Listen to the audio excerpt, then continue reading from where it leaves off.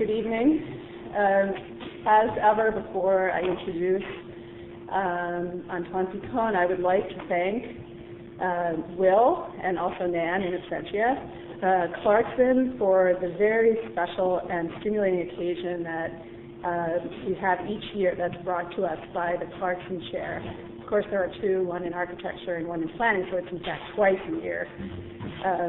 And so thanks to the Clarksons, we are able to host inspiring, not to mention illustrious guests to share their labors with us and vice versa. So once again, thank you very much, Will.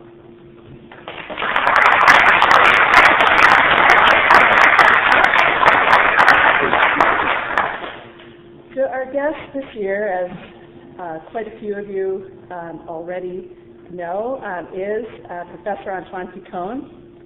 And I first met Antoine when he was visiting MIT from Paris, where he taught the history of architecture, urban design, and technology as a professor at the Ecole Nationale des Ponts et Chaussees, a place that was made famous for architects through the career of Durand, of course, and as well as the Sorbonne, when he was still teaching there. And at the time, he was a fellow at the prestigious Dibner Institute at MIT for the history of science and technology, which was not a place that often supported architectural projects. And I was taken by the rigor of his hybrid approach to architectural history, which is a field with a burden of its own traditions, as well as the history of technology, another discipline that has very strong sense of boundaries. And Antoine provided me with an example of something that I had yet myself to discover, that it was possible to be a meticulous interdisciplinary historian and still work innovatively and successfully within a complex theoretical framework. Of course, Antoine Picon is unique in that he has not only trained as a civil engineer, but as an architect as well, before dedicating himself to the critical project of history. He has, and for this you can just peruse his CV, which is available online, distinguished himself in all of these fields, as his many honors attest. And since his visit to MIT, he has spent more and more time in the U.S., first as a visiting professor at Princeton, and now as professor and co-director of doctoral programs at Harvard's Graduate School of Design. Antoine also continues his prominent career in France, where he still teaches at the Ponts et Chaussees. So Professor Picon has an extensive corpus of publications on the relationship of architecture, urban design, science, and technology. In addition to many, many articles, he has written books on the 18th century, on architects and engineers, on the contemporary urban landscape and its significance, on cyborgs, on cartography, on the relation of 19th century utopian thought to territorial and urban debates. And most recently, he has been focusing on digital culture and architecture, which is also the title of his most recent book. And so Antoine Picon's scholarly engagement with the 18th and the 19th century the history of technology and of architecture on the one hand, but also on complex technology on the other, confirms my own belief that it's the key to understanding the development of one really lies in the other, and demonstrates again and again the relevance of theoretical and historical investigations for contemporary practices. So tonight he will speak on the subject of ornament, which is the subject of a current work, his work in progress, that will be a book soon to be finished, to be completed. Please join me in a very warm welcome for Antoine.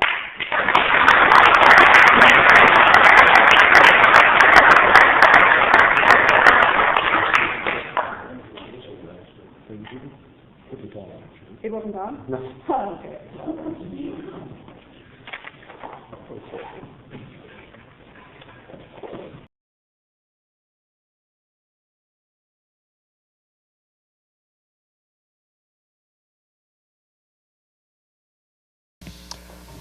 Well, first of all, I'd like to thank Will and Nan Clarkson. Thank you for making my coming possible. Thanks, of course, to, can you hear me? Is it on?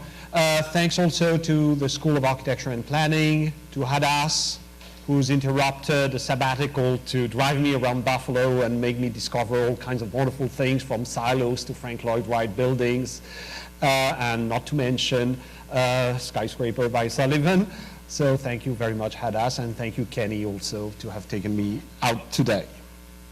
So as Hadass mentioned, what I'm going to present is actually what I'm currently working on, which is a small book. One of the advantages that I have in English is that I cannot write very long books. So I write small things. So it's supposed to be a small essay on ornament. So why ornament? Because ornament is a much discussed question today. And a lot of theorists and practitioners have mentioned its so-called return. For example, Farshid Mousavi, my colleague at Harvard, and Michael Kubo have written this book, The Function of Ornament. This return is very often linked to the rise of digital culture, but in ways that are not always clear. And above all, and this is what I'd like to discuss mainly today, what is today called ornament is very often very different from what we used to know about ornaments. The relation between today and the past is not always evident, so to what extent is it a return? To what extent is it something new? So what I intend to follow is actually two things, two tracks. The first has to do with the relation between ornament and subjectivity. I will argue that one of the strong continuities between yesterday and today might be the question of the subject of architecture. For whom is architecture meant, is perhaps one of the dimensions that link the present and the past. And the second might be the political dimension, and I'll try to explain that also. So what I'm proposing to do is first to begin by what's happening today with a so-called return of the ornamental, and try to show how different what we call ornament today is from what we used to call ornament in the past. Let's say basically from the Renaissance to the end of the 19th century. So that will lead me to the question, you know, in what sense is it a return? And then I'll try to characterize also ornament as something that had a link with subjectivity and the question of the human subject. And as I will try to show, there are various subjects involved in the question of ornament. And what is happening today may have to do with actually a return of the question of subjectivity. So that will be one of the threads. Second thread I will follow perhaps a bit more shortly will be the question of the political. Ornament is actually something that was linked to politics, and what we might want to recover today is this kind of political dimension of ornament. So these will be two moments in which I will go back in the past, one on subjectivity, the second on politics, and then I'll return to the present and try to discuss what's happening today, the return of the subjective dimension, and finally a few open questions on the political dimension that will lead me to the conclusion. So that's basically the program that I'm going to try to follow. But once again, it's very much a work in process, which means that I have still a lot of open questions on this whole affair. So thank you for allowing me to share that with you tonight. So let's begin by, as I said, the kind of disconcerting return, paradoxical return of ornament. Why is it disconcerting, or perhaps uncanny could be a better word? Because it's both, we feel that there are similarities between what's happening today and the past, and at the same time there are strong differences, so that, you know, the perspective seems sometimes a bit twisted, and that makes between the familiar and the uncanny, and this is part of what makes the problem a bit complicated. Let's be clear, we seem to have the return of a long repressed range of preoccupation and possibilities, the concern with a certain type of sensory satisfaction linked to the use of patterns, of colors, sometimes of images. Things that were not always absent from modern architecture, but modern architecture most of the time had repudiated the use of ornaments. So we are confronted, for example, this is a project by Greg Lynn with this kind of pleasure of texture and color. In a very different genre, probably even more abstract, here we have Saarbrück and Hütton Pharmaceutical Laboratory in Bibrach in Germany. In another genre, the use of figurative images, but which are repeated like patterns, like here in Herzog and de Meuron Eberswalde Library, also quite a famous project. So there is something like a return of the ornamental compared to what, compared to what we were used to, not with modernity.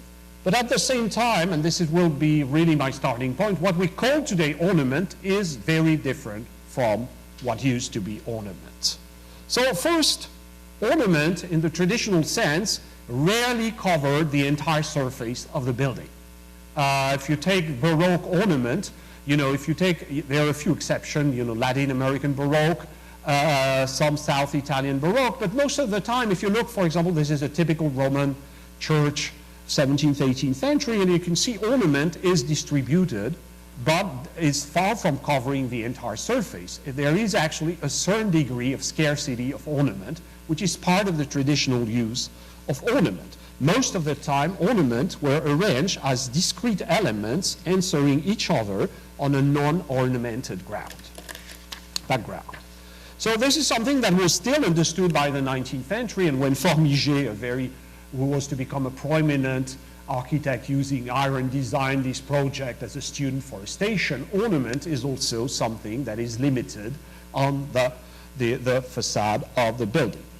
This is very different from today, where in many, many cases, ornament represent a pervasive condition. It's actually very often covers the entire facade. It's a pattern that can be repeated, like, for example, here, this is a project by Zaha Hadid for Dubai. Sometimes also, what is ornamental is actually the entire facade, the movement of which appears as a kind of giant ornamental piece. We are, in a way, with this pervasive condition, definitely closer to Islamic ornament, and the kind of, proximity between what's happening today and Islamic ornament based, for example, on the use of pattern, of tessellation, has been often outlined. But what I like here to discuss is mostly the Western tradition of ornament. So another way to put all that would be to say that ornament is no longer something added locally to something like a skin or a skeleton. This explains another puzzling feature of the contemporary architectural scene, basically the fact that what used to be considered as pure structure very often now seem to acquire a presence more akin to an ornament. Like, for example, the Beijing Stadium, I often propose that this might be actually some kind of giant ornamental piece. Or, if you look next to this building, you have the swimming center.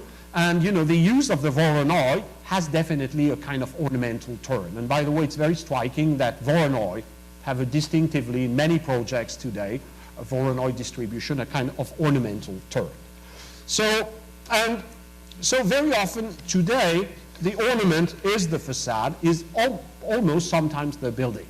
To give a last example, the one that I used for the cover of my book on digital architecture, Scott Cohen's central space, the so-called Lightfall of the Tel Aviv Museum, could be considered as a gigantic ornament inside that time the building. So the fact that ornament is not added is actually not a trivial detail, because since the Romans at least, and it was replayed by the Renaissance and later, ornament was by definition that was added to the building. Actually in Roman law, ornament was a legal category. It was in between furniture, things that you could move throughout the buildings, and more structural things that could not be moved. Ornament was something that was usually fixed to the wall or to the floor or to the ceiling, but something you could detach theoretically. I'll come back to that a bit later about this possibility. So one of the reasons I'm insisting so much is that the paradox of ornament in the classical tradition of architecture is that ornament was all the more essential that it was added. which is a kind of thing difficult to understand for us today. This added character is still very visible if this is a Sangallo drawing. So the idea that the more gratuitous, added afterwards, etc., was ornament, actually the more essential it was. So to understand that a bit better, we may use a little bit of etymology. Actually, the term ornamentum in Latin has a relation to order, ordum. They derive from the same origin. As if ornament was that thing that you add to the building that makes more conspicuous the fundamental order. As if actually the ornament was pointing toward the inherent order of things. So we can go back also to Greek and to these very strange things, which is that cosmetics, you could say that ornament is a little bit like cosmetics, like the makeup of a facade. But actually cosmetics has a link with cosmos. There again with the idea of an underlying order. So in some ways, and Derrida has written a few pages on this question of ornament as a supplement, what he calls a supplement that is actually pointing towards something that is definitely not added, something that is essential. The traditional regime of ornament is that it's something added that is essential. A little bit like architecture more generally. Architecture, in the traditional theory of architecture, is something that is not the construction of building itself. It's something added that transfigurates into art what is a heap of brick. Hence, by the way, the prestige also of the traditional story, the traditional apologue of, Orpheus playing music and the blocks transforming themselves into frozen music, that is architecture. In some ways, ornament was the frozen music that was constitutive of architecture. Going back to cosmetics, we could also say that ornament was a little, what does good makeup do? It's supposed in some ways to reveal who you are really. It's something added, but which should both conceal who you are, because it's a mask, but a mask always conceals who you are and reveals who you are really. This is always the paradox of the mask, and this is a bit what ornament did. So, and this understanding of ornament was still very present in the 19th century when Schinkel, to finish on cosmetics, I've already mentioned that I like the question of hairdressing, given the fact that I'm a bit bald. So let's remember also the relation between the Ionic capital and the hair of the Ionian women. The idea that there was something, there is something cosmetic in ornament, but once again, cosmetic is a close parent to cosmos. So something that has to do with the emerging order of things. So in modern terms, if you like to theorize like the digital designer, one could say that ornament was linked to something like an emergence of architecture, if you like, from the stone. So this understanding was still very present in the 19th century, and Schinkel, for example, at the Bauhaus Academy, when he adds afterwards on a brick frame these terracotta ornaments that you see on the right, this is both added, and Schinkel takes the time to precise that ornament is something that should not be considered as less essential as the structure. It's part actually of the same movement. But it is because it is added, which is what is complicated. Just like with Sullivan in the Wainwright building, in which ornament is added to the frame, but actually the kind of effect of compression, of dynamism that it produces is part of the energy of the entire building. And of course I could have taken the guarantee, which is some probably even better examples. So it's of course a big difference with today, because today in many cases ornament cannot be subtracted. Ornament is the thing. So all this traditional role of ornament as cosmetics, ornament as a kind of superficial addition, is totally jeopardized. So in some ways, this is a very different ornament from what we used to know. And this makes it very difficult to understand. It's very difficult, actually, because of that, to understand modern ornament in classical terms. But this is not all. What I'd like to mention also is another question, that is meaning. Traditional ornament was linked to, sometimes it represented objects, plants, trophies, etc. And very often also, because of that, it has also a symbolic meaning. So ornament and meaning were linked. And it's very striking that today most people, theorists and practitioners who use ornaments say, oh, ornament should not have any meaning. Why? Because it's about distinguishing itself from postmodernism and the use of abuse of vernacular symbols, or sometimes more refined symbols in postmodernism. And sometimes it's true, that's a building in Paris by Maniolo Nunez, and it's true that sometimes postmodern architects have pushed it a bit too far. And, you know, and probably it's true that when you see that, you're beginning to wonder whether meaning sometimes is such a great thing.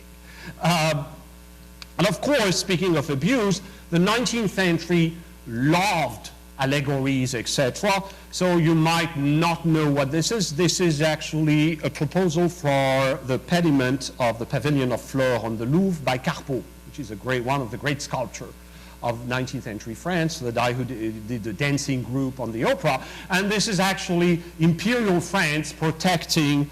Here you have agriculture, in case you did not recognize it, and here you have science. So, of course, you know, should we really go back to that? Maybe a good question.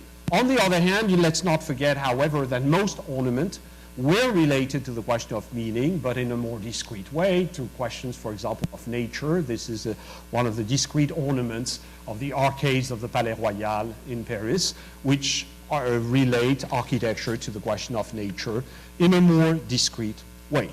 So, to summarize what I just said, if ornament is no longer, you know, something that is added, something that is placed at discontinuous moment of the facade, but if ornament is the facade, if ornament is the building, so how does it compare? How can we compare it to what used to be ornament? Second question linked also to that, if ornament used to have a meaning, very often linked to symbolic questions, if ornament was often allegorical, an ornament without meaning, which is what contemporary architects claim to be using, how does it relate to the past? So in other words, how can we relate what's happening today to what used to be ornament? So this is where I'd like to propose the first kind of line of inquiry, which is the question of subjectivity. Because we tend to forget that ornament was inseparable from the question of who is the subject in the production and appreciation of architecture. And there are various dimensions to the subject, to this question, and I would say that basically we have already two big alternatives. Engineers like to divide things in A and B, so I'll be doing that. A, by whom is the ornament produced? And as we will see, this is a bit complicated. But, you know, ornament has a producer. What does ornament say about the person who produces it? And second, ornament is meant for someone who's going to appreciate it. So the for whom is ornament meant is the other dimension. So, and then the interesting question would be, what are the relation between the producer of the ornament and the person to whom it's destined?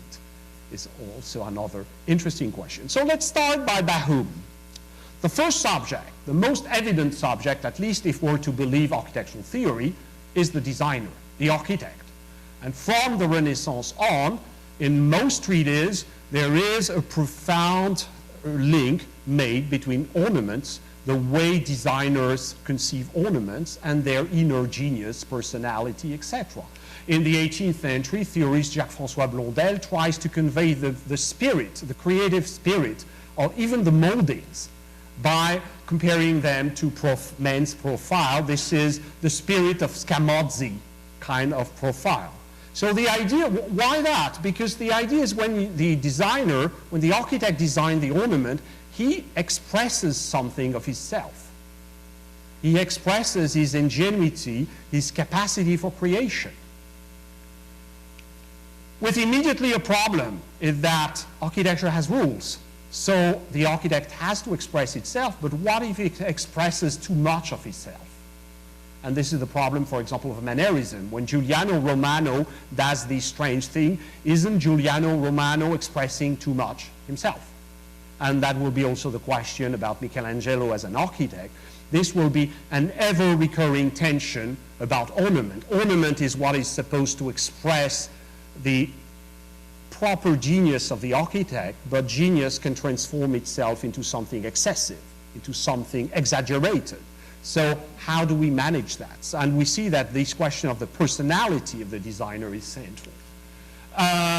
Interestingly, if we look at the French tradition, the first architect to leave a treatise, which is very often considered as the founder of, Renaissance French architecture, is a guy called Philibert Delorme. And Philibert Delorme boasts to have invented ornaments, beginning with a new type of columns with these kind of annular interruptions, which will be used, which he uses. This is what is left of one of the porticos of the castle of the palace of the Tuileries in Paris, and he used them at the Tuileries. And by the end of the 18th century, architect Claude Nicolas Ledoux will resurrect this kind of idea at the salt works of Arc-et-Senans. So this idea of creativity linked to ornament. And interestingly also, Philibert Delorme is not only the first architect to have left a treatise, he's the first French architect to have left a portrait of himself. And in his treatise, there is the portrait of the architect as the inventor of ornament. And if we're not totally convinced, then we go to the last page of the treatise, in which we have the good and the bad architect. The bad architect is the guy on your left. As you can see, he's blind. He's evolving in a pretty gothic, gloomy kind of settings. And, the earth is there, pretty much no decoration. The good architect on the right is teaching. That's him. That's the good architect with a student. And look at the cornucopia, which is repeated here as an ornament for the architecture.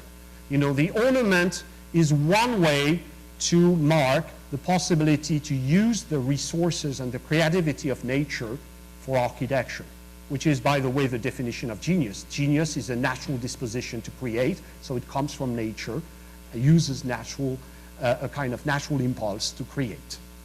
So this link with the subject will remain, with, of course, always this question of where not go too far. And this will be one of the questions of Piranesi, the famous quarrel of Piranesi with Mariette, and Mariette accusing him of using too many ornaments. And of course, with Piranesi, we begin to see that there is something almost pathological in ornamentation. And interestingly, Piranesi is somebody who relates also very clearly this idea that the designer is a producer of ornament. Ornament is something that expresses the subjectivity of the designer. So that will remain throughout the 18th and part of the 19th century. So that will be actually a story that will remain pretty late. One of the most disconcerting things ever written by Frank Lloyd Wright about Sullivan is that Sullivan ornament were a proof of the ultimate proof of his genius, and Wright has this weird comment: they were virile ornament. Ornament was supposed to capture all that was energetic and vibrant in Sullivan's architecture. And then we see again how ornament is actually supposed to be a reflection of the deep personality of the designer. So this is the first by whom, the designer. But there is actually very often another person who intervenes in the design process, who is the guy who actually produces the ornament, the sculptor, the joiner, whoever produces materially the ornament. And with a raging question from the Renaissance on, what are the relations between the two? Should one limit, how to limit the power of interpretation of the worker? All these questions that will go on and go on throughout the centuries. Here it's good expression of that. It's one of the first dictionary of architecture, actually the first dictionary of architecture edited, published in France by an architect called Davillet, a member of the very official Academy of Architecture. And you see on the right, it's in order to negotiate with a worker. On the right, with shades, shadows, you have the name of the moldings according to theory. And on the left, then you have the name of the moldings according to the workers who don't need shadow. And it's quite interesting because, for example, you have one thing which is called the gros tort, the Taurus, and this becomes the big sausage for the workers. And you have, and so in order to produce the ornament, you have to negotiate. Even the vocabulary has to be negotiated. So we begin to see that by whom is actually a complex question. And this is going to become more and more complex in the 19th century because there will be a lot of people interested in by whom is actually materially the ornament produced, and among themselves Ruskin and his school of thought, which are obsessed by the idea that true ornament is not designed in abstracto, it's produced by the hand that carves, that molds, etc. This is the Dean and Woodward Oxford Museum by two Ruskinian architects, and in which the detailing is very important and part of the architectural expression. And for Ruskin himself, what makes a true ornament as an expression of human spirituality is the fact that it's handmade. Also that it's irregular. It's not the regularity of the machine. So why is this question coming so much in the 19th century? Because of mechanization.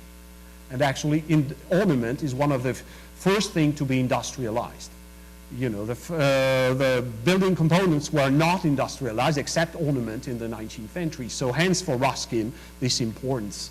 And ornament was to be irregular, and one of the traces of ornamentation in 20th century architecture is, for example, to be found in Le Corbusier, the traces of the form work in Le Corbusier, who had received a Ruskinian education in Switzerland, is actually a kind of return of this hand of the worker ornamental power in the mid-20th century. This is the Unité d'Habitation of Marseille. So ornament is produced by either the designer and or the worker, the craftsman, the artisan, and of course it's a complicated question. What does this express, etc.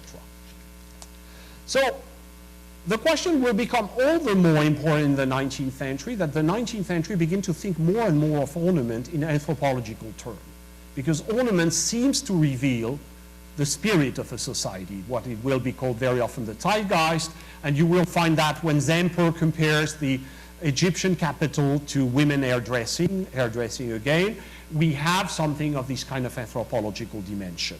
Why this anthropological dimension? Because the industrial society at its beginning is a totally obsessed with decoration and ornament society.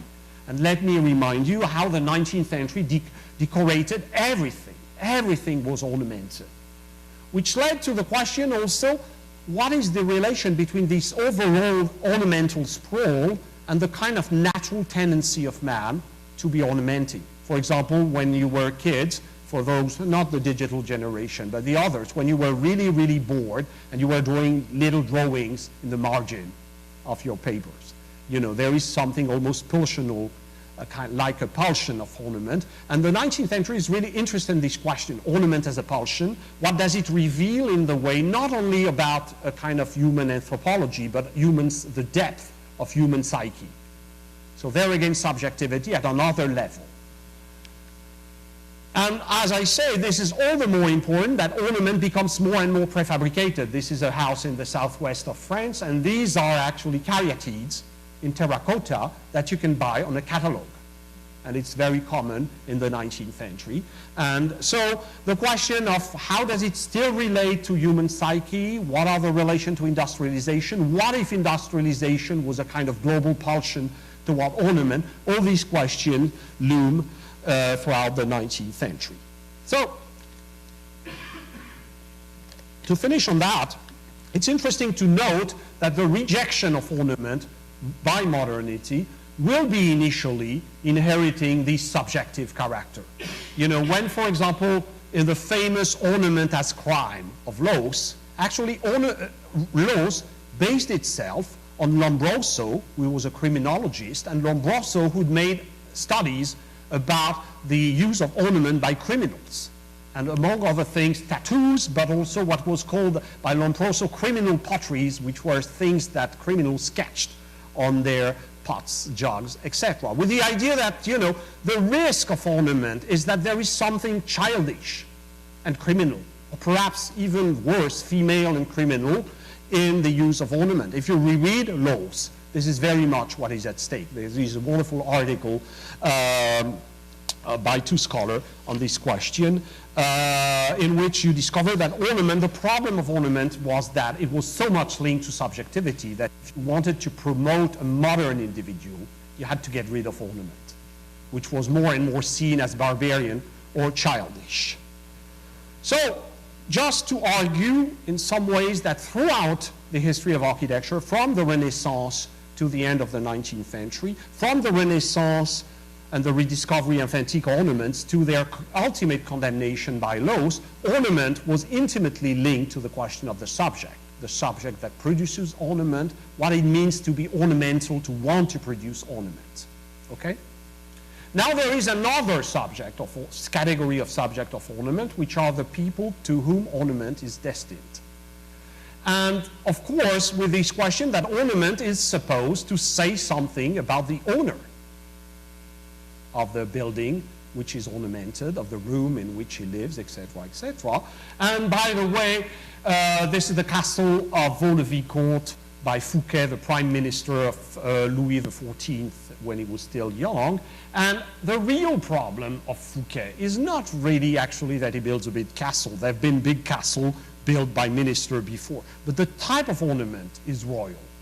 And it's interesting that if you go to Versailles, look at the bust, etc., on the consoles, and if you look at Versailles, actually what Louis XIV will immediately emulate from Fouquet, because this is supposed to be royal, is actually the decor. Because and ornament says something about the owner, and in the classical theory of architecture, do not forget that there is this notion in French, it's called convenance, convenience, which is the adaptation of the decoration to the rank of the owner. Somebody of a certain status in life should not have ornaments that belong to another.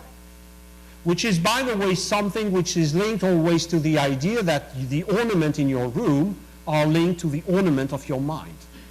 And you know, we still speak of the ornament of the mind sometimes, and there was supposed to be a link between that. And things about all these things, they will become more and more complicated throughout the century. For example, at the end of the 17th century appears a debate on the nature of interior ornaments.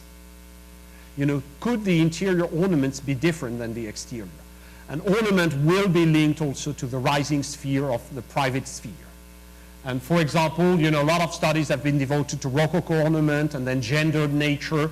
This is the Palais Soubise in Paris, which is an apartment for a woman, and the Rococo is a gendered kind of decoration. The by whom, knowing that the by whom, it's not only the client, but it's also the passerby sometimes.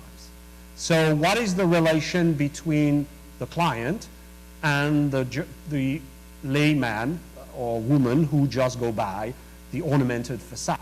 So this is why the interior becomes crucial, because the interior might be where the subjectivity of the client can fully express itself outside the classical rules of a society. So which is, you know, from the 18th century on, this link between ornament and intimacy will go on. Which explains then, if we go into the 19th century, the kind of folly of interior ornament that some people will display, like John Soane. If you look at the facade, which is almost deprived of any ornament, and then the entire interior is a gigantic collection of ornament, fragments from antiquity, etc., which are all transformed into a collection of ornaments. Or less known, sorry for the bad quality, it's the exotic writer Pierre Loti, who liked to dress as an Oriental woman in his intimacy. Yeah, he was a strange, interesting character. And Pierre Loti had an amazing series of arabesque room in his house that, of course, were not for outside people. So ornament for whom is another question. And then, of course, the question is, what is the relation between the subjectivity of the architect or of the worker and the subjectivity of the client? And with very often the idea that in some ways, who is the ideal man of Vitruvius, of Da Vinci reading Vitruvius? Is it the architect or is it the client?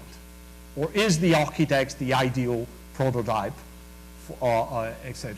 Is a question that will go on. I'll return to that towards the end. This is a question that you find in the 18th century in the work of Le Queux, etc. So I hope by now to convince you that subjectivity is really an important dimension of ornament. I hope you all agree, otherwise I missed it. But I'm going to pass to the second dimension and be a bit shorter about politics. I'll be a bit shorter, although this is less evident immediately. But let's begin by one of the famous stories of the history of Venice, which is the gondola. And you know, the moment when the Venetian state forbade the use of ornament on gondolas, except for very specific moments and uses, and all the rest had to be black. Why? Because people were decorating too much their gondola, and too much money was going into it. So what the story tells us is that ornament is about wealth. It costs money. It's about power, because of course if people decorate, it's also, and this is what I said about the client in some ways, if people decorate, it's also to ascertain their rank. And it's about communication, because you don't decorate not to be totally unseen. So power, wealth, communication. You have the three fundamental ingredients of politics. A religion that understood that very well is the Catholic Church. And if you take the Roman, the baldachin of St. Peter, this is a giant ornament, which has to do with power, clearly, which has to do with wealth, the huge mass of bronze, and which has to do with communication. It's supposed to really mark by the end the grave of St. Peter and the legitimacy of the papacy. So we begin to understand a little bit how this triangulation of things confer to ornament a political value. So ornament is linked to who possesses wealth, who exerts power, and who by the end communicates. There is another political sense also of ornament, which is actually, and this, which is actually, perhaps to finish on that matter, this enable, by the way, this is a very old thing. In the Roman tradition, for example, ornament is something that is directly linked to power and wealth. And with a very strange thing, when you were a Roman, by law, you could sell a house, but you could not sell its ornament if you were an aristocratic family. Why? Because an ornament was the heirloom of the family. It was the capital of the family, if you like. So it was all about the capital, wealth, fame, etc., that your family had acquired. So the Senate prohibited at the beginning of the empire the selling of ornament by aristocratic families. By the same token, only the emperor could sell the ornaments of Rome, because Rome was to the empire just like what the house was to the aristocrat, the mansion to the aristocratic family. And only to ornate Rome by looting foreign countries, bringing marbles, putting statues, was part of this politics of ornament. So that Rome became like a treasure chest. And actually the politics of ornament was also accumulation. And strangely, one could say that the Romans had fundamentally a quantitative vision of ornament rather than a qualitative. It was all about amassing ornament and putting them on public display, like here, this is the Forum of Nerva, but very much with this idea of accumulation of wealth and power.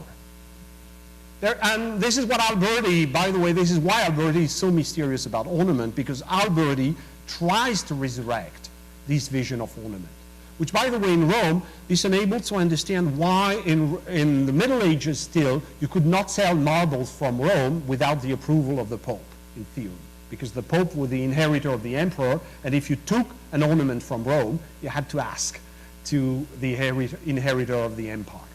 So there is another vision at the Renaissance. Alberti still tries to resurrect the Roman vision, but which is decor, which is the idea that ornament creates an immersive order.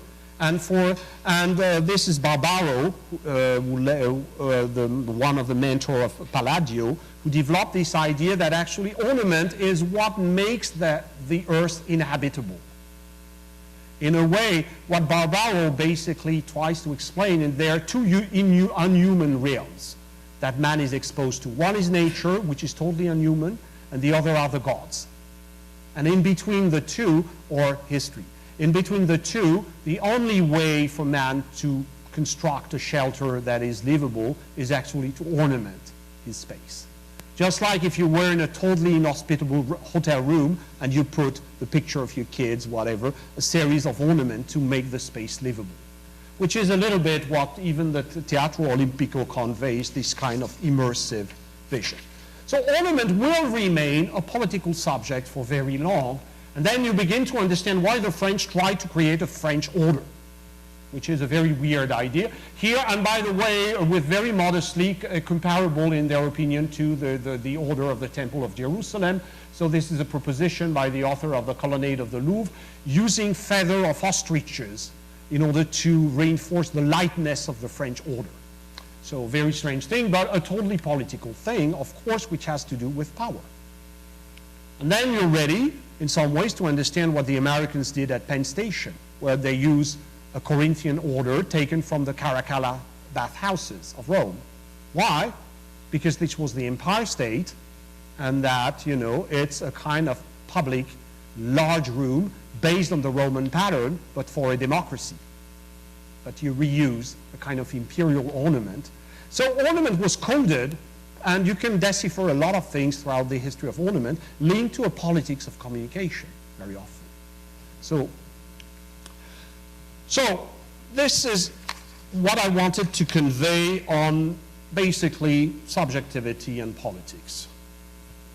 That all clear so far? So let's move back to the present, where it's going to be, again, very unclear. So what's happening today with this question of ornamentation? I would argue that what has returned in many respects is something very often closer to ornamentation as a practice than ornament as we knew it. But there are, however, in my opinion, a number of continuities if we begin to think of this question of subjectivity.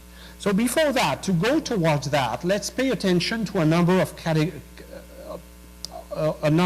characteristics of contemporary ornament. The first one is tactility.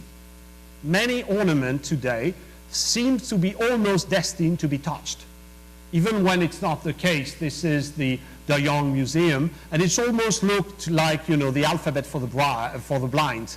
You know, something you had to touch with your finger to fully understand. Ornament seems to be something you should touch to understand today, which is quite different from traditional ornament, which was very often less tactile. Another aspect, this is the picture I sent for the postcard, but is a kind of haptic, almost hypnotic character. You know, why is ornament so often rediscovering a kind of op art kind of techniques in which, in some ways, what seemed to happen, it is as if, you know, tactility, you have to touch. Here, you know, with this kind of vertigo of the swirling ornament, it is as if you were attracted by the ornament. So my argument at this stage would be to say that the contemporary ornaments seem to go to move towards the abolition of the distance, the suppression of the distance between the architectural object and the observer. As if in some ways the object and its observer were part of the same space, in continuity one with another. And it's striking now when one begins to read a little bit what the people who produce this kind of ornament write, it's striking how this is precisely what they try to argue, that, you know, their architecture is meant to be based on the hypothesis of continuity between the subject that perceives it and the object. And one term that comes again and again is affect. And the big difference between the traditional emotion and affect, emotion is something that separates you from your context because it's eternal. Affect is something, and this is very often taken in the Deleuzian sense, is something that relates you, puts you in continuity with the object, as if the object and you were part of the same environment, and as if the affect was a property of this environment, a common property, if you want, between you and the object. So this is very often what's happening today. So, of course, behind that, we have the vision of a kind of new subjectivity that is a kind of environmental subjectivity in which we're no longer like statues in a world foreign to us, but we're rather nexus of concentration of forces and affects which flow through us and relate us to our surroundings. A world in which there is nothing like classical substance, but rather events that happen in space and time, a little like what quantum mechanics describe. You know that in quantum mechanics you don't have objects in the traditional sense, you have functions of presence, probabilities of presence, that actually make an object, a particle, always, something that is in continuity with its environment. So this is very much the world that a whole series of philosophers describe today. And then we begin to understand why actually there have been a lineage of thinkers that country designers have read or pretended they've read, because they're usually difficult, and so usually they pick a couple of things. But there is a great quality of architects. They don't read the text, and when they do, they very often misunderstand what it means, but by the end they get it right, which is kind of strange with architects. So what architect pretended to read? Deleuze. Very difficult to read Deleuze, but let's assume, but actually they got something with Deleuze. The idea that, there is no such thing as isolated substance. And the philosophy of Deleuze has been often characterized as a philosophy of continuity. There is no isolated subject. The subject is part of the world. And they got that. Then they read Latour. That's a bit easier. And what they understood was precisely this kind of networked individual, the individual as part of a network, as non-separable from a network that comprise all series of other things. So, and then they read more recently Peter Sloterdijk, that's in between Latour in terms of difficulty and Deleuze, a bit more difficult than Latour and a bit less difficult than Deleuze, but who by the end says a little bit the same thing. So a subject that is very different from the traditional subject. Traditional ornament was based on this idea of distance. You contemplated it, and there was a void between you and the object. Contemporary ornament is based on the idea that the ornament functions a bit like an attractor, something that part of you flows towards the object and part of the object flows towards you. So that's a bit weird, isn't it? But that's what it is. And that goes with this idea that even inside ourselves, we're like networks. We're like a multiplicity of things. So a very different kind of subjectivity from what we used to know, but which is very much, this is an idea actually that's been around, even if we leave aside philosophy. Cybernetics had the same idea, with people like Gregory Bateson, once again, the ecology of mind. This is what he says, basically. We're not contained within our body. We're in continuity. We're ecologies, which comprise our surroundings, or easier to read in some ways, Bill Mitchell, Me++, in which you have the same idea. If you want to understand the contrary subject, do not think of it as bounded by his skin, but he extends through spheres of communication. Which explains another thing. So, this is a subject that had been already envisaged by later cybernetics, Bateson, etc. And it's a subject that has a number of surprising properties. One is that he's interested in surface. And this is, by the way, where postmodernism and cybernetics met. Remember Lyotard postmodern condition, in which he explains the new postmodern subject is interested in surface. And ornament today is about surface.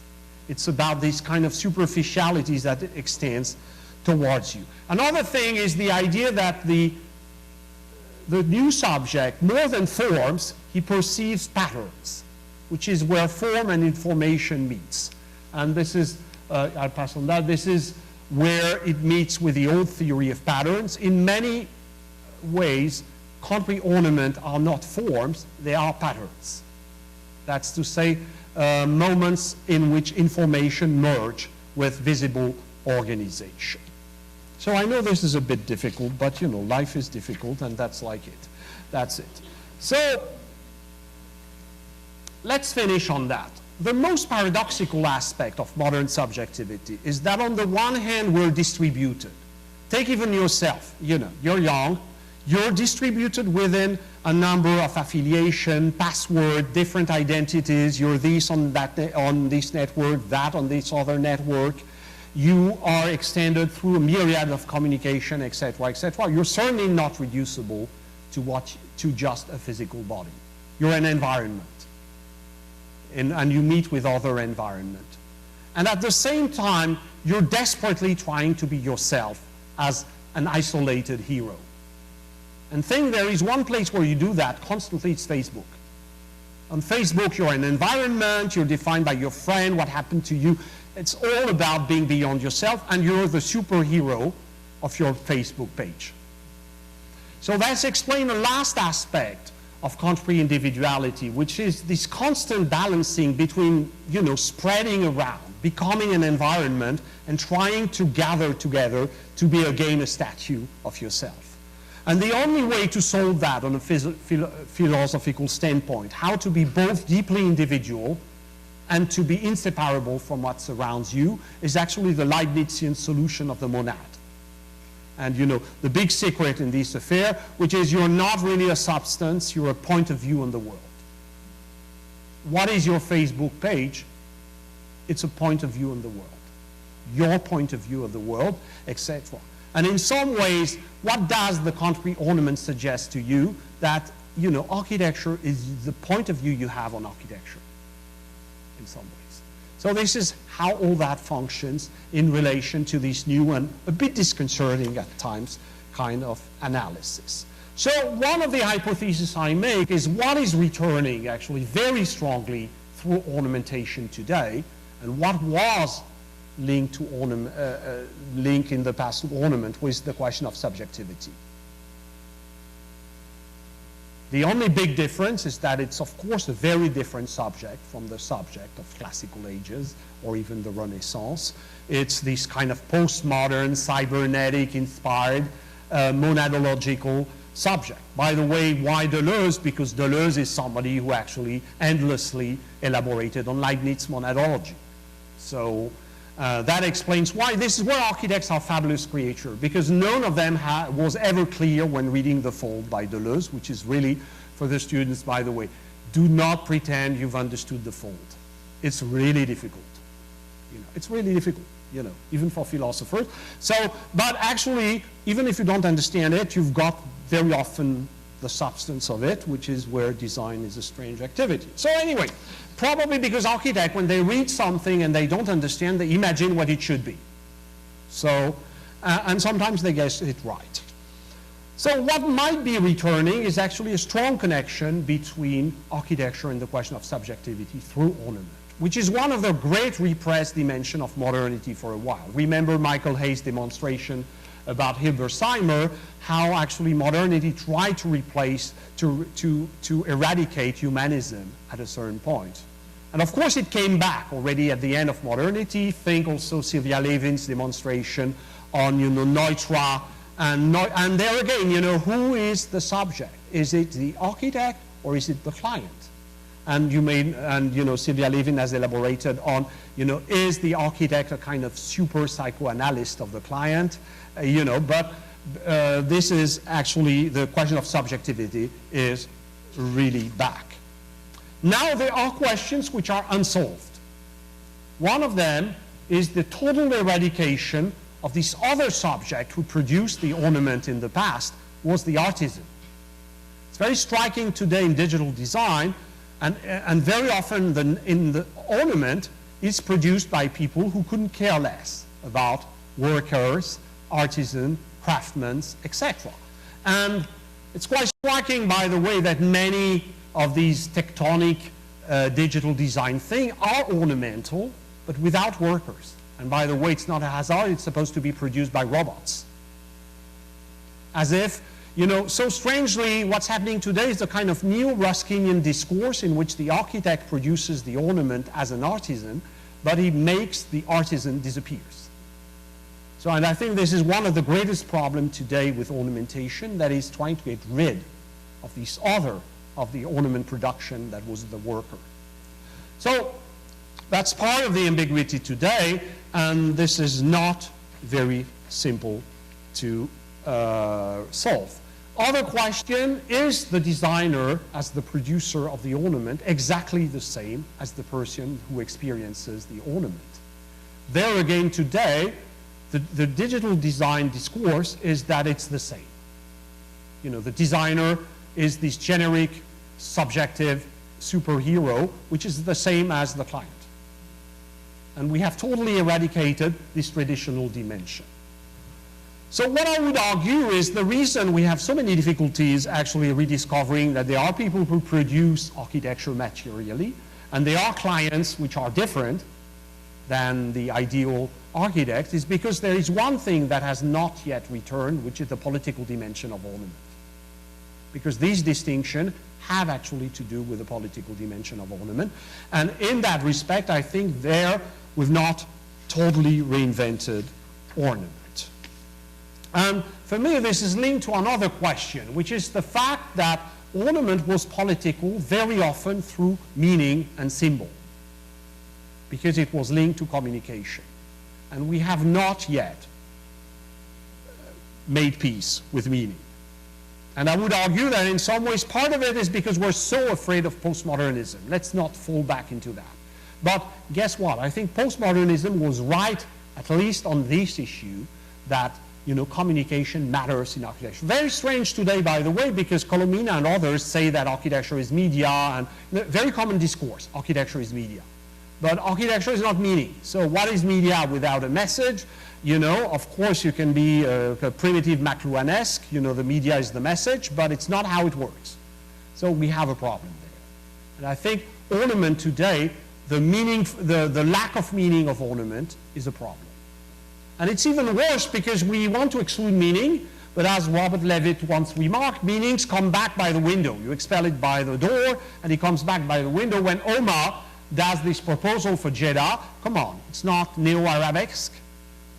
It's a kind of worst case scenario of neo-Arabic kind of ornamentation. So in some ways, trying to avoid meaning, we fall in the worst kind of use of meaning in architecture. So let's be clear, and I'm almost done. What I'm advocating is not to go back to a kind of proliferation of sign and symbol in the postmodern way, even if there are a few interesting things to take from that. What I'm advocating is actually to ask oneself finally seriously, what is architecture as a tool of communication? So what is the relation of architecture to political meaning, to institution, etc., which is to ask ourselves again, for example, the question of monumentality. We produce monuments today which very often say, hey, I'm not a monument, like Venturi kind of thing, or I have no meaning. I'm a museum, but, I'm not saying anything. This is becoming a real problem.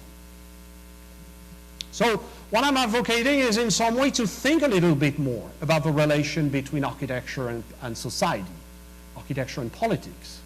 And ornament could be a way to think about those things, because historically ornament has always provided ways to think about politics, institution, etc. The orders, let's not forget, the orders, they are part of their symbolic meaning. For example, the orders had a gender.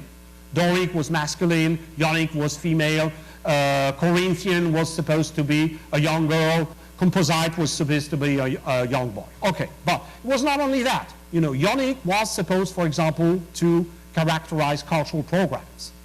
And most museums use the Ionic order. So I don't suggest that we should go back to the Ionic order. But even the use of the order had linked to what we thought about institution, etc., etc. Your museum is actually using a Ionic order, very classical thing. And people knew when they saw a Ionic order, this is not a priori a prison. This is more a museum or something like that.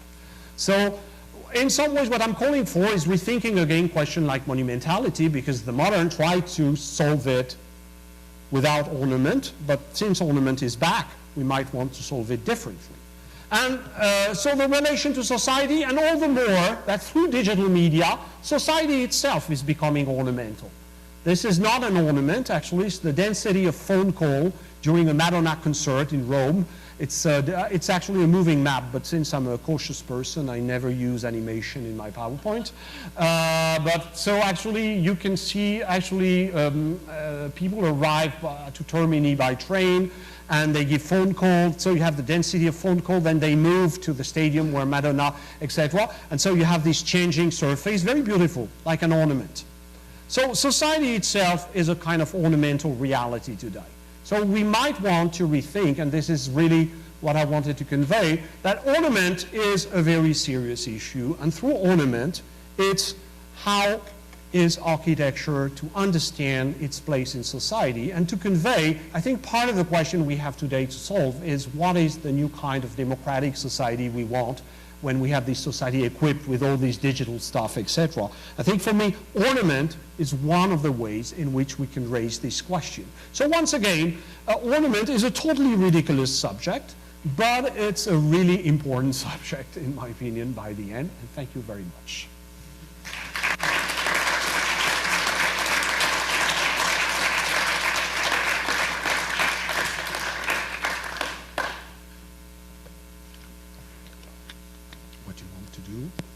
Yes, sure, if they are.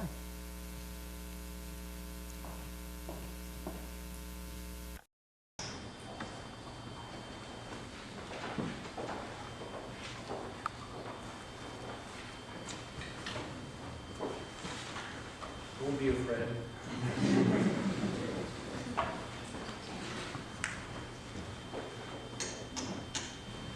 Yes. I wanted to ask about your Monson and Kohler example. As we understand the sort of the link subjectively to the artisan in doing that, but I'm searching for how that impacts the society as a whole, because your subjective arguments seem to link into larger cultural issues and larger political issues, and I guess I place the artisan much more outside of that. What I'm arguing in some ways is that, you know, today with digital fabrication, there is a kind of neo-Ruskinian discourse about, you know, prototyping and, you know, almost the trace of my hand through the digital, etc. But there is the total disappearance of the guy who produces on the ground the thing, with the utopia that, you know, that the architect is going to dialogue only with the machine. And you take Grammatio and Kohler, it's a robot. That's fantastic, no worker, just me and the robot. And so that in some ways, it has an ornamental flavor, but it has actually forgotten the true nature of ornament as a negotiation between all those people who actually produce the ornament.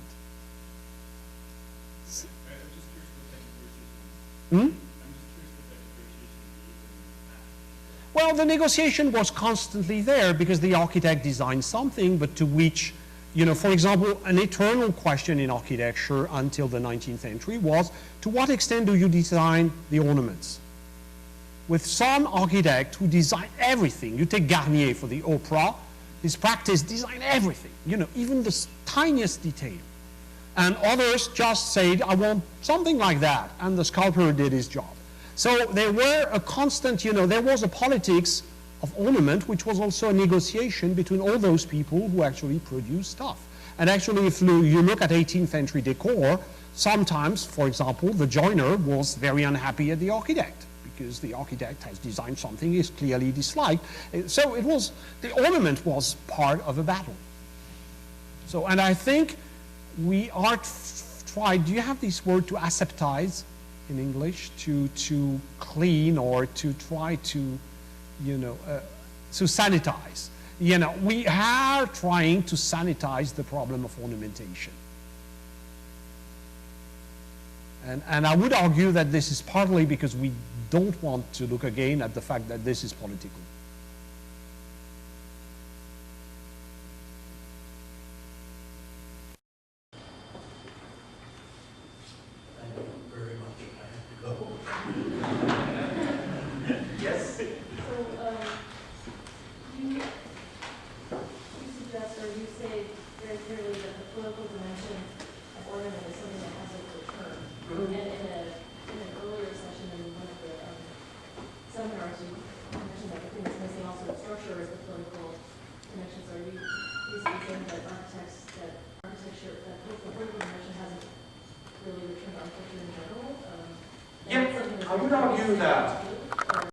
Argue that, and let me be clear on the political dimension. I don't think it's about advocating from outside something. You know, take Schinkel. When Schinkel, for example, designs the Altes Museum, and he decides, for example, that instead of the centered temple, he's going to use the model of the Stoa, which is the peristyle that was on the Agora. So Schinkel actually makes an architectural choice, which clearly means that he wants the building to be public in a certain way and to serve democracy. What I'm advocating is not a return to totally external political cause to architecture. What I'm advocating is to repopulate architectural decision with political momentum. When the same Schinkel, uses certain types of ornament, these are political statements. There again, what I'm advocating is not necessarily going back to the worst of the kind of allegory of the French Empire, protecting agriculture and science. This is really not what the 19th century at its best. But I'm advocating actually, using ornament in a way that makes sense. Not too much sense, if you like. Yes? One of the things, though, that ornament is constantly linked to is a style. And, style always reflected epistemology, which reflected like a political thinking of the time. And now we don't really have that. We're actually too individualized. Like you were talking about, the Facebookology of how architects are trying to do their individual thing. They can't unite on an agenda. We have so many agendas. Do you think maybe then there's a lack of style, or too afraid to return to style, from postmodernism to really confront this lack of politics and architecture? I'm not sure we need to return to style. To be honest, because Schumacher has made a lot. This is Schumacher's argument in some ways, that we need to return to style. You may imagine other way to regulate architectural expression than style. Once again, I do not, for example, advocate the return to the 5 orders. But we may, in my opinion, we may try to be inventive and regulate it by other things than style, because style is, by the end, a very 19th century invention. It's, by the way, interesting that the Baroque period had no distinctive notion of style. And by the end, it could be understood by the 19th century as a style, but you would have surprised the Baroque architect by telling him that he was building in the Baroque style. So, which means that we may very well regulate a profession with other concept, notions, etc. than style. What is clear, however, where I would rejoin you, is that we probably need to reestablish some kind of rules, which modernity clearly had. Modern architecture had a series of rules, with variation, like every rules, etc., with no absolute, etc. But, there were a few rules. And since we abandoned really modernity, because this is what has happened to you, probably one could argue that Kouras is the last modern and the first non-modern, if you like. But with Kouras is the last truly modern architect in some ways. Now we're beyond that, and it's true that it's a mess. Yes? Just a question in relation to that. So if you advocate for a re-politicization of structure, ornament, other notions in architecture like that, I wonder about program, since that for me is a much more clearly, immediately a link between architecture and society. And in a sense also it goes back to modernism in the way that you mentioned it, and Koolhaas being the last modernist, right? Because a kind of programmist, if you will. Is program then not at all something that we should be rethinking? I'm going to shock you, but I don't think. Because program, by the end, no, we're not so bad on program. There are two answers possible. The pessimistic one is to say, anyway, program is no longer the architect who does it. There is usually a specialized guy who does it. That would be the pessimistic. Optimistic is to say that this is not what is going, the worst problem today. That actually programs, you could argue then type is a question, which goes with the absence of rules. I would say there is probably more problem with types than programs. And type has to do with things like tectonic and ornament. But that's my own take, I'm not very much, I think globally, if you look at the crisis today, the crisis of relevance of object is not usually their use. It's more, what do they say? Yeah, there were two questions, yes? I'm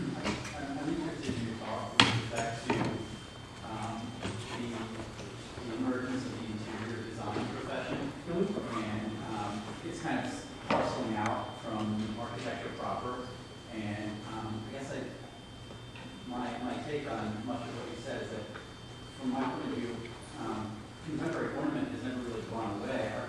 Architects have just become much less interested in it. And I think that they've ceded a lot of territory to what we generally refer to as interior design now, or to individual taste. If we go into any law firm in downtown Buffalo, we find the same mahogany cabinetry and the same pictures on the wall, and we'll see the chair and exactly the same. So I think that there is a power and there's still politics at play, and there are patterns playing out. I just think that contemporary architecture has kind of ignored those things and haven't invested themselves in becoming critical of what we see more in the kind of everyday.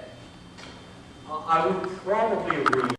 I think two things. First of all, modernity did, however, limit stringently. It never disappeared, ornamental. Think of, for example, the marble in Mies, Barcelona Pavilion. You know, there was always some kind of ornamental dimension, but it was repressed, definitely. And that made possible precisely a kind of separation.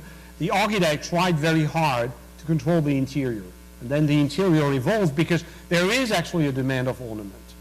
And it's true that if you go to a law firm, yes, you will have the reassuring mahogany, and we're modern but a bit Victorian, and this is what you expect from law, etc. Is it the politics architect may want? It's another question, because architecture, you know, is a proposal about politics. It's not always the mere endorsement, but I do agree that it's a real question. I think, by the way, you know, one of the reasons architecture is again more popular is because it's more ornamental than in the past. And that people understand a little bit. That in some ways, you know, the principle of pleasure, but a kind of almost material, physical pleasure is back. That's also one of the consequences of tactility. Whereas if you take Corb heroic age, you know, the Villa Savoye, if you take typically your parents usually to the Villa Savoye, it will be a difficult moment most of the time. You know, a non-architect have problems with some highlights of modernity. They will have less difficulties. For example, you take people at the Villa Savoye, it's difficult. Take people inside the Beinecke Library at Yale, you know, the translucent stone, etc. That's ornamental, they will understand. So I think there is demand for ornament. Yeah, and I guess where I was going is The question of the appropriation of existing signs versus the creation of new ones. What you have on the board right now seems to suggest the demand for a new form of communication of signs that we don't. Or it could be the transmutation. Also, a lot of architects take laws. He took a number of codes of bourgeois culture and transmuted them. You may imagine, you know, what a great architect could do with a law firm is probably still stick to what the law firm wants, you know, you cannot go too crazy, but at the same time slightly modify and, you know, make a proposal slightly different, which could be also that. Mm-hmm. I was very struck by this meaning of the sensory and the political, because I think, or my sense is the way in which the kind of affective or the sensory, or just the sense of kind of pleasure that the ornamental object to the scale of individual pleasure. I mean, in some ways it's a kind of well-worn and kind of much longer. Yeah, sure. I mean, but like long-standing way of thinking about ornament and pleasure in a sense. But I wonder if that within, I suppose, affect itself, there is a kind of potential to think politically about what one feels and what one feels in relationship to something, rather than this kind of hazy sense of delight, I suppose. You know, which is not to say, you know, oh, the masses should not. I'll be honest, I have a problem with that. Affect alone, I think affect alone may be very, very regressive, because the world of affect, it's by the end, you know, the embryo in his mother's womb. He is totally in a world of affect, and do we want only that? So that's a problem a little bit. And actually, if you take classical ornament, it had, in my opinion, two very different functions. One was pleasure, and with probably an affective dimension, but another was knowledge. Ornament had a relation to knowledge because it was telling you something. Even when you put a Ionic capital on a building in the 19th century, it says this is a museum. usually. Or it says this is something devoted to culture or to the sciences, etc. So it's not only about the pleasure, it's also about learning something of the destination of the building, etc. And I think we've lost a little bit track of the knowledge aspect.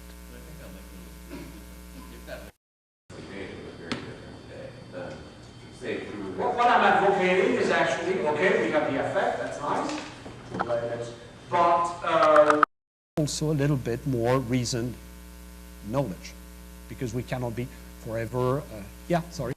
In that same way, I almost feel that these buildings with great effect is political in itself, because so often politics that rule do not want the conversation or the revolution or the ideas. so let's be honest, I'm against the politics of affect, which tells you in some way, be happy. Yeah. Just touching the stuff, you know, I think it's a bit limited for me. That might be it. Of course, you know, there is an implicit politics of affects, which is, let's not, as architect, by the end, really mingle with more tricky political questions. So let's be pleasurable, without past, without future, without memory, a little bit like the lotus flowers that erase your memory in the Odysseus. So that's a little bit the world of affect too. So, you know, for those who've followed my seminar, I have some kind of obsession with the idea that we have to reinvest the field of historical consciousness. I think affect right now goes with a kind of erasure. It's like a sleeping pill. You know, nothing is better than when you're about to sleep. And it's a little bit, yeah. And, how do we go about constructing ornament nowadays that is not like ornament that was constructed before, which by constructing the subject also constructed the other? I think there are a number of questions. I'm not that to be honest is where I'm the last speaker. if I had a complete solution, I would really, I think it goes with rediscovering, for example, I think we need to reinvest the question of the symbolic. For example, what is a symbol in architecture?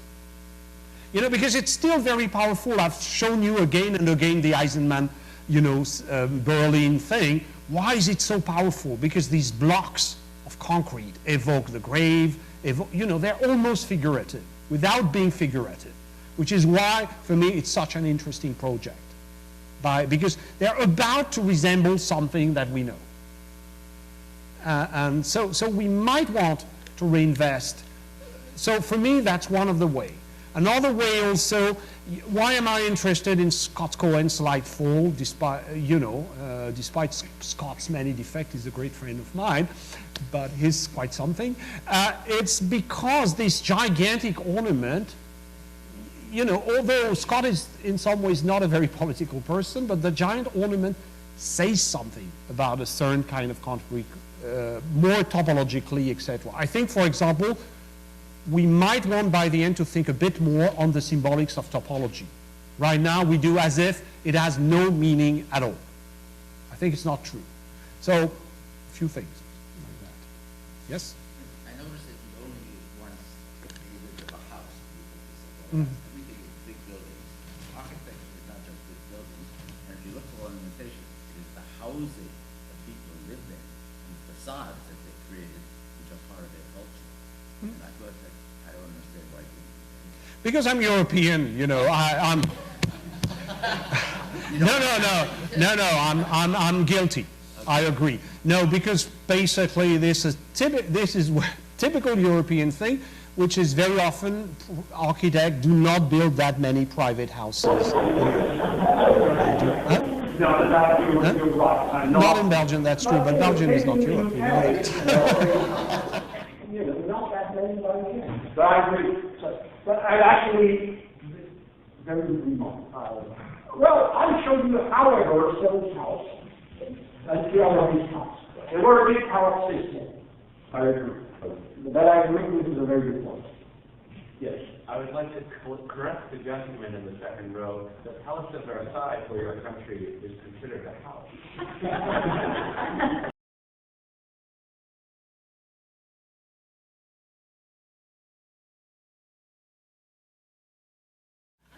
it's a big house, and actually it could be also, actually I very often say it's the first megastructure, because it's actually a collective building in which thousands of people lived under the same roof. Yeah?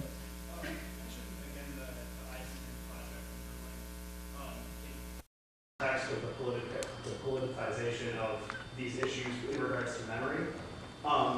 And I think that's a good example of that issue, but I also think that the project itself is sort of primed to take that stage because of what it is, whereas something that, or a project that evokes a kind of memory but is not memorial for the Holocaust.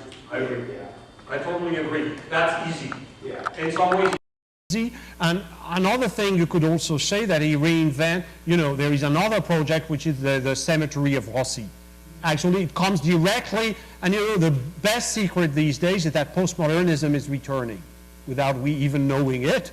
And in a way, it's a kind of postmodern trick. But guess what? The postmodern were the last to ask this kind of question. Yes? I disagree with some of the comments that have been made. And part of that is because the way we frame the subject relationship, especially the monad, the window of this monad, really. And you're doing that with the paradigm of communication. So you have a picture of Nusha and his time. So where is the subject in this picture? And I think in communications theory, the argument would be that the subject is actually the intersubjective relationship. It's something that emerges out of the engagement of these specific points of view. Now, if that's taken further to Facebook, Facebook is not an individual paradigm. Facebook is an aggregate paradigm. So the individual is constructed on Facebook as an aggregate of their friends' comments, of their interests, of the things that they've been to and other people they've posted with. And as a consequence, the individuality is no longer a centralized kind of point of view. It's actually a diffusion through a field. Now, this becomes highly politicized when you have an architecture that's based no longer on geometrical proportion, but in fractal and algorithmic relationships, which are all self-similar and non-scalar, but in which each point maintains a very specific relationship to all other points. And that becomes, I think, if you are a Marxist, you would say this is the collective. You know, if you're an ex-Marxist, you would say a lot of this become ganging and bubbling, right? So I think there is a political content to the ornament that is expressing the kind of intersubjectivity which is coming into contradiction now with notions of individuality, especially in this country, notions of individuality, individual right, individual freedom, that are running against this kind of diffusion of the platform online. But I don't see the contradiction because with what I said in some ways, because I think the individuality today, if you take the monad is always something problematic because it's a problematic, you know, it's all about the fact, this is what I tried also to convey this morning, is that individuality today is constantly challenged by its dissolution. So, and I think part of what makes individuality today is the possibility of its dissolution into an environment. But I still think Facebook, for example, I interpret very strongly the social networks because you edit a little bit. For example, you choose the picture you share. And the fundamental, you think, of course people comment on your page, etc. What is your fundamental action on Facebook is actually to propose a point of view. When you're saying, for example, I'm sitting on my balcony and I don't know why, you know, some kind of ridiculous thing we write. You know, I remember one Sunday this is where you realize the power of these networks. This is the time when I still posted things when I was younger. And I posted, I'm working and I'm wondering why. And then I received immediately 50 remarks from colleagues, including a professor at Harvard who was also idle, not working, but on Facebook. So, tells you a few things. But that's a point of view in the world. And the most strategic decision you make on Facebook is actually which picture do you put and you share, and which picture also in which you've been tagged you allow to appear on your page, which is really editing a point of view in the world. So, yeah. To expand it beyond the kind of proprietary nature of Facebook proper, but to privacy issues as they go online and on social networks and other kinds of networks and media.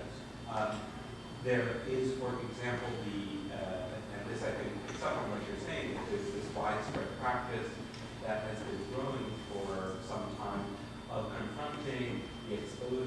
to the exposure of private information on social networks by simply creating multiple identities, multiple Facebook identities, and so on, so that each one might have its own kind of local truth, but one can simply change accounts. So that's a way on the network of dealing with a kind of full exposure, but no complete reliability of that subjectivity. Yeah, that's a common problem on many networks. But people change personality rather. When you change opinion, you change your identity. But you know, this is a conference on ornament, so let's not go too far on social networks. So with that, you know, which is a fascinating subject. This image behind you, I just, since we've been dwelling on looking at it as we talk all this time, I'd like to maybe raise respectful difference with the selection of this in this context. Because as we think about the nuances and the differences between pattern, decoration, ornament, in all of their contexts, I feel that this as a data visualization, while I can completely embrace the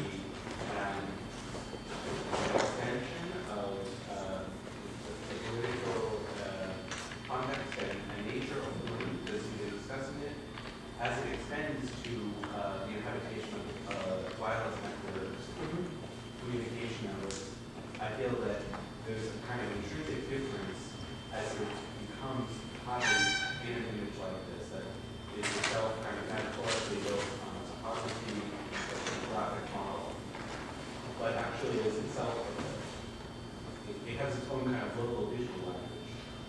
Yeah, what I want to suggest is simple, is that ornament is becoming one of the categories through which, sometimes without even realizing it, we relate to the world, and we relate to our society. What I was just saying, it's not that it's an ornament, but it looks like an ornament. That many things that surround us today look like an ornament. Because actually ornament is one of the ways with which we regulate today our relation to the world. I'm not suggesting this is an ornament. I'm just suggesting that actually ornament is a mode of reading of the world in some ways. Which is why ornament could be political, because ornament crystallized a kind of episteme, if you like. When I said ornament is about knowledge, ornament had a kind of epistemic implicit dimension, which was actually never totally epistemic, because of course it's an analogy. Just like the orders, the Ionic was not a woman. And you know, the volutes were not the hair of the woman, etc. But they were, you know, the role of ornament is to help us tense the, you know, weave this very dense network of analogies through which we understand, we perceive and understand the world, if you like. It's a kind of epistemic condition.